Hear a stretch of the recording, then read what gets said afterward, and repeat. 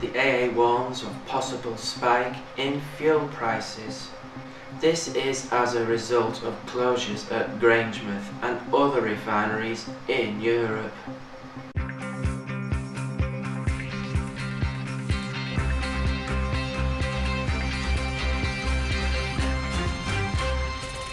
Also on the programme, Marines executed Afghan man, Stuart Hall is rearrested, George's christening held in historic Chapel Royal, and Ron Burgundy returns, new Anchorman 2 trailer released.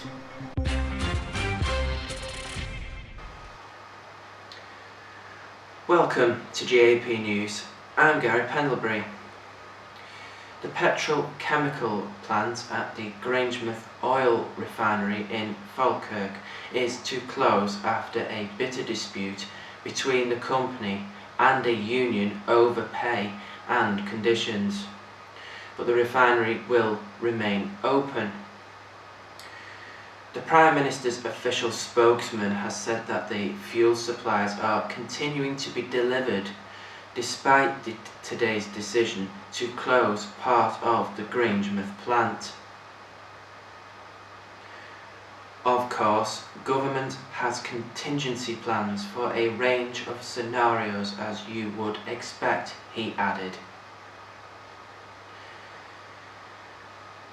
He described the decision as disappointing and urged both workers and INEOS to find a way to continue their dialogue.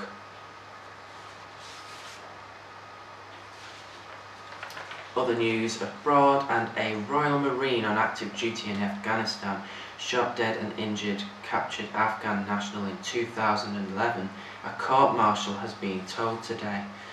The commando stands accused of murder alongside 2 other servicemen, but yet they all deny the charge.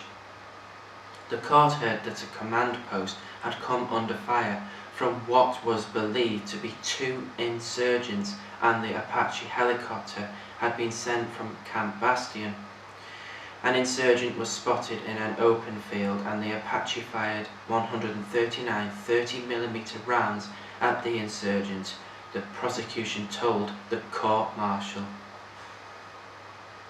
The pilot and co-pilot did not believe anyone could have survived the gunfire, and so Marine A and his colleagues were told to go to check out the field. They discovered the Afghan seriously injured and in possession of an old AK-47 rifle, 2 magazines of ammunition and a hand grenade. Prosecutor David Perry QC alleged that Marine A then told the other 2 Marines to move the man from the field to an area where they were less likely to be seen before shooting the Afghan in the chest at close range with a 9mm pistol.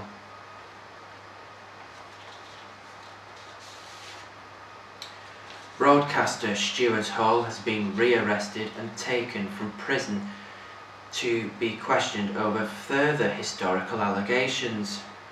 He had his OBE removed yesterday after being jailed for 15 months earlier this year.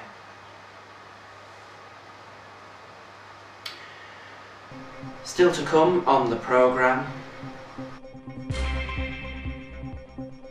George's christening held in historic Chapel Royal, and Ron Burgundy returns.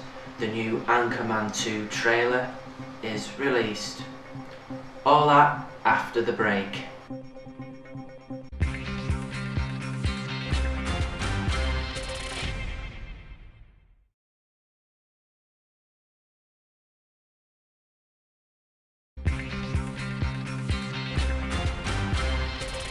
Welcome back, you're watching GAP News. And now a reminder of our top story. The petrochemical plant at the Grangemouth oil refinery in Falkirk is to close after a bitter dispute between the company and a union over pay and conditions. But the refinery will remain open today.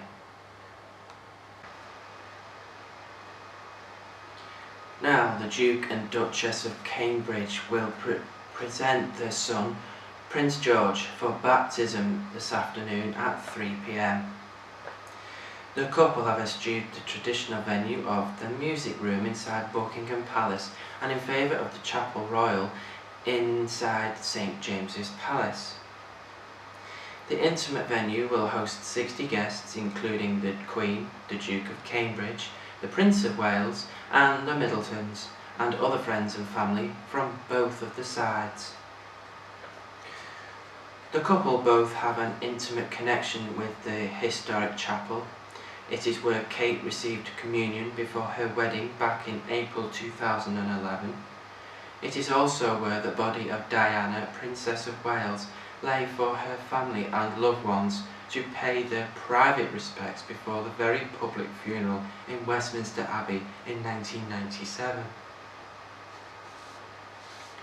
The Chapels Royal historically refers to a body of priests and singers who served as the spiritual needs of royalty, but today it is associated with a number of chapels used by monarchs to worship. The two main Chapels Royal are located at St James's Palace, the Chapel Royal and the Queen's Chapel. The first choir school was founded by King Segbert of the East Angles in 635 AD, and in medieval days the clergy accompanied the royals onto the battlefields of Crecy and Agincourt. Mary Tudor's heart was buried in the grounds of the chapel in 1558 after her beheading. 30 years later, Elizabeth I prayed for victory against the threat of the Spanish Armada. Queen Victoria married her cousin Prince Albert of Saxe-Coburg and the Gothia inside the Chapel Royal on February 10, 1840, and the couple celebrated their wedding breakfast at Buckingham Palace. The chapel has long been considered the cradle of English church music, and among its many noted composers and organists were Thomas Tallis, William Byrd and Henry Purcell.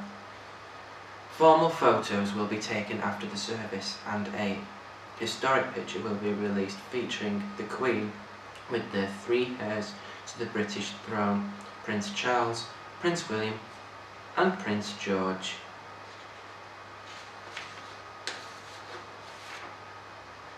Finally this evening, the first full trailer for the Anchorman sequel has been released.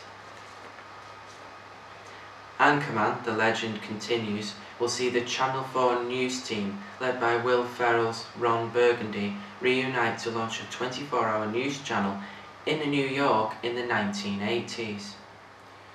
Paul Rudd, Steve Carell, David Koechner, Vice Vaughn and Christina Applegate will reprise from their roles from the original film. They are joined by an all-star cast including Nicole Kidman, Liam Neeson, Amy Poehler, Meagan Good, Sacha Baron Cohen, Kanye West, Drake, Harrison Ford, Tina Fey, Christine Wing, Jim Carrey and James Marsden. Anchorman: The Legend Continues will be in cinemas at the end of the year. Let's take a look at the big map. Where's the map? Look at the monitor. Yeah. Oh, God. Ron, where's my legs? I don't have any legs, Ron. Ah! 93! No, Brick. 93! That's it, the weather's next, without legs, and we'll see you at 6. Bye bye.